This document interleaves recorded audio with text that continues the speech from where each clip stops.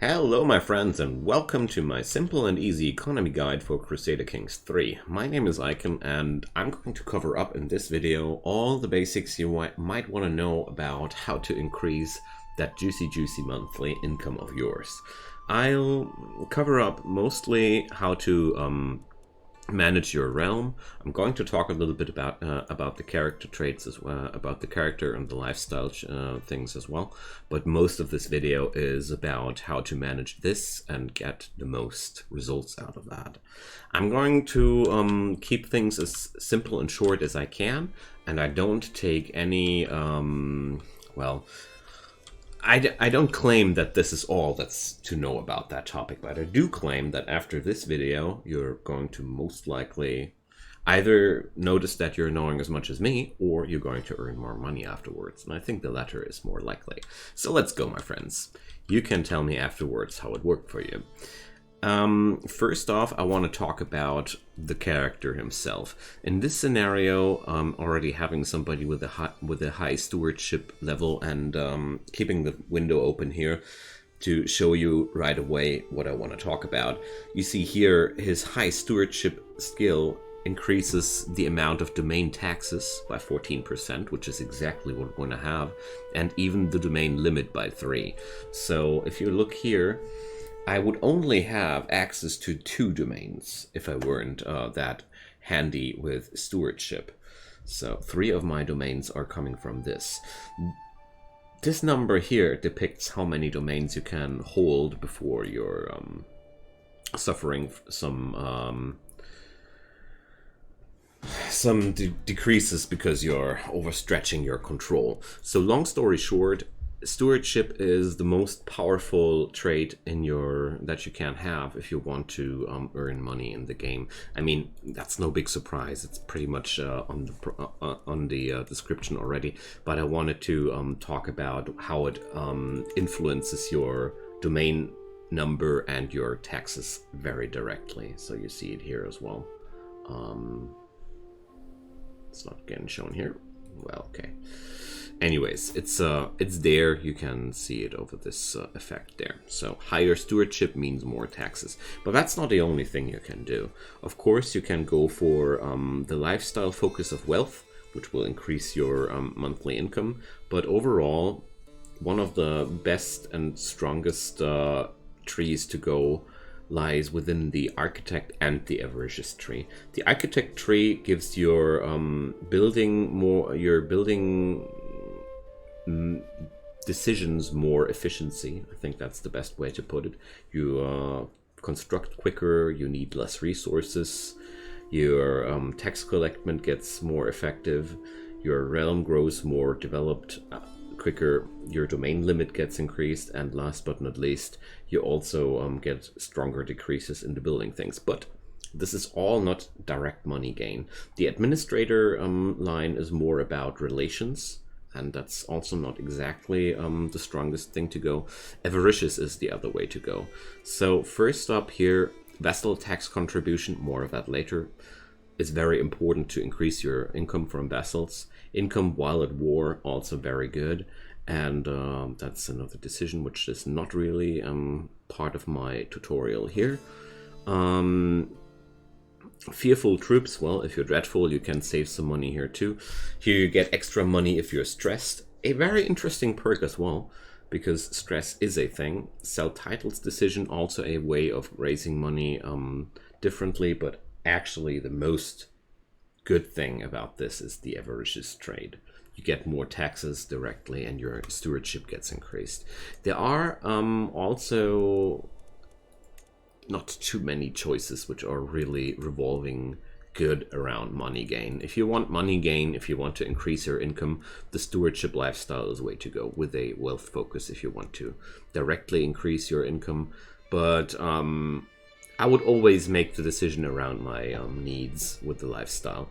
So that's that. That's what your ruler can provide. But what about the rest? So here things get a little bit more complicated, and I hope I can cover it up. If you look in your areas here, you see, well, let's start with the realm screen. I am having 5 holdings right now. You see these blue underlined.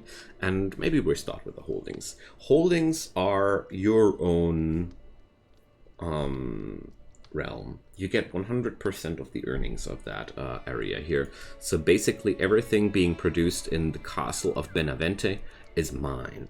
So all the buildings I build in here are 100% flowing into my pockets. The temple works differently.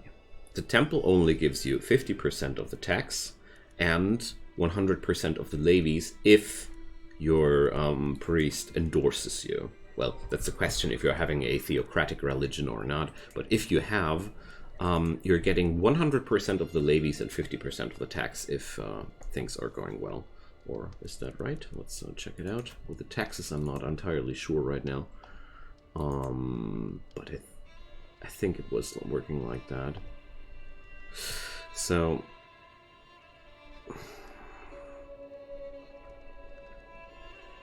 anyways, yeah, I'm pretty sure about the numbers. 100% levies and 50% taxes. It's a little bit hard to find the numbers, but that's that.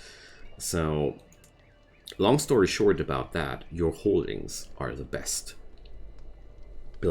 are the best areas to do something. Second best are temples, because you get most out of that. Because if we look at the further types of holdings in your counties, there's the city.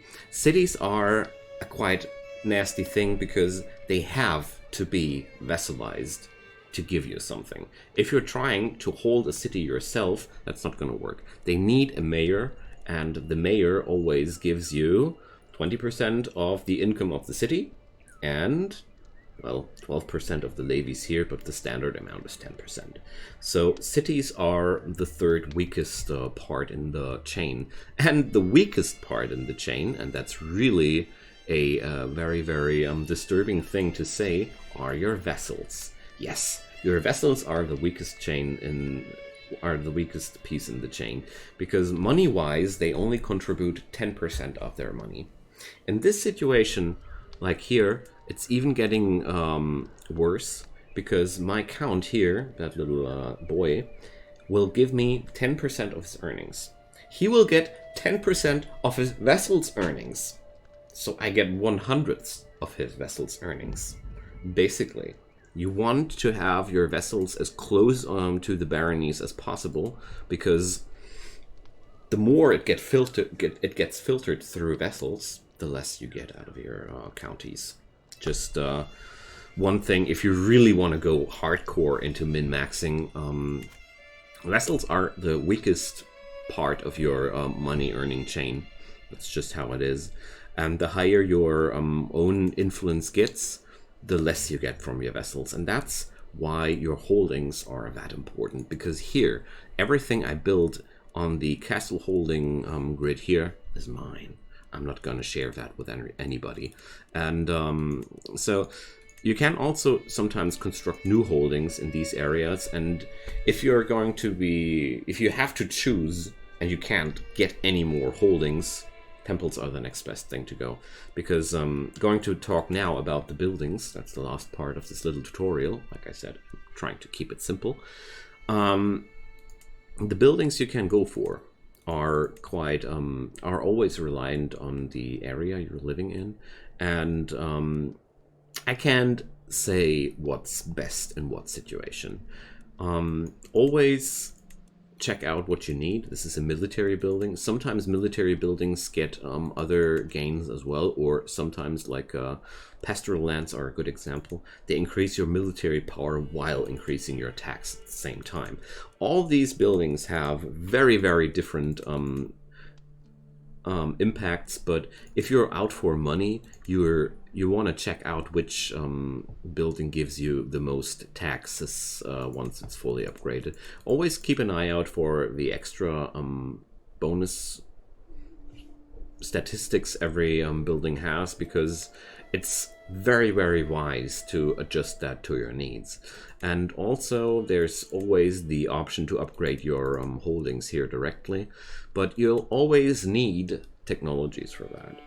So technologies are the things down here. So if your culture is not advanced enough, you can't be building too high upgrades for your holdings. So it's almost always a good idea to spread onto as many holdings as possible because of that. Because at some point you'll notice that you can't upgrade your buildings anymore once your economy gets rolling. Because it's really easy to get your economy rolling if you always focus on investing in your own holdings first, and then into the churches, and then into the towns, and then if you have to, into your vessels. That's actually the easiest way of increasing your income, and I felt like the game was quite obscure around the real meaning of your personal holdings, because if you keep constructing in these areas, like your farms and such, you always get full returns out of that, and this is very, very powerful. Also keep an eye out for your duchy buildings. They are always something special, and in some areas you can bring special buildings up. Like there are some places on the world where you can even build mines. I'm not sure if I have one of them here. It could be. As far as I remember, one part of Spain had those too. But whatever might be the case, always keep an eye out for your special duchy holdings as well. Not finding where... Here. Exactly, you get... Just trying to find out... Ah, yeah, here. Of course, you're only getting duchy... buildings in the duchy capitals, I think. I haven't checked out that part too closely, and that's why I said I'm not claiming completeness of this little guide. Yeah, the capitals of the counties are, or of the duchies, are giving you these special buildings, and they are always especially powerful and always worth your money. So apart from that, you have, of course, other options of earning money, but I wanted to focus this guide around how to build your realm for money. Oh, I didn't talk about county development, that's and control. These are very important things to close up with. So the county development is a little bit obscure. The game only tells you that you're getting increased levies, taxes, and supply limits from the development, but development really increases not much. As we see here, development 5 of 100 increases the taxes by 2%. So development is a very, very slow growing trait on your counties, and you shouldn't be too worried about it. Control is much more important and much easier to achieve. So as you see here, I'm having a tremendously low control over the county of Leon, and my taxes are getting reduced by a smacking amount of 88%. So try to keep that control as high as possible. You can do that with your councillors, like your marshal has a option of directly enforcing the control in your counties, and I think, if I remember correctly, there are also some buildings like outposts, exactly, that increase control growth. You gotta check it out. There's a lot of buildings in the game, and they are always dependent on the region, on your culture, so I would have a hard time to cover them all up. But I think I've succeeded with my mission in giving you a short and easy insight on how to grow your empire and get that money. It's the long story short is, avoid investing into vessels. Always invest first in your own holdings, then the temples, then the cities. And that's pretty much it.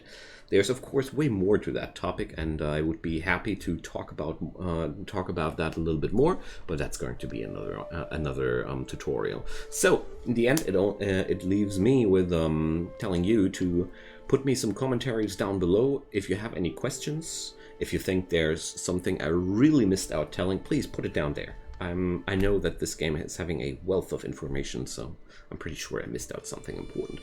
And leave a like on that video if it helped you somewhat, and of course you can also drop a little subscription on the channel. You'll get notifications there if you want to. And last but not least, I would be super happy if you would leave me a comment about what kind of tutorial you'd like to see about this game from me too. Alright, whatever you do or don't, have a great time, and most importantly, enjoy Crusader Kings, my friends. See you next time. Bye-bye.